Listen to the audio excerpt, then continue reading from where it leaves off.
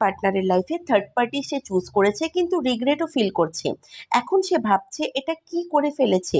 তার খুব ভালো লাইফ ছিল আপনার সাথে, সবকিছু সে ভালোই চলছিল, তো কোথাও না কোথাও প্রেম করতেন আপনাকেই, এমন কি নোংরা এসেছিল, সে তার থার্ড পার্টির দিকে অ্যাট্রাক্ট হয়ে গেছেন। কারণ এখানে অ্যাট্রাকশন বেশি দেখা যাচ্ছে থার্ড পার্টির দিকে, ফিজিক্যালি অনেক বেশি অ্যাট্রাক্ট হয়েছেন। দ্বিতীয়ত থার্ড পার্টি থেকে কোনো ফায়দা সে পেয়েছেন, ম্যাটেরিয়ালিস্টিক ফায়দা, বা থার্ড পার্টির কথায় সে ফেঁসে গেছেন। ডেফিনেটলি আপনাদের মধ্যে সবকিছু কার্মিক কারণে খারাপ হয়েছে। হতে পারে সবার লাইফে রোমান্টিক পার্টনার নেই, কিন্তু কার্মিক তো হবেই।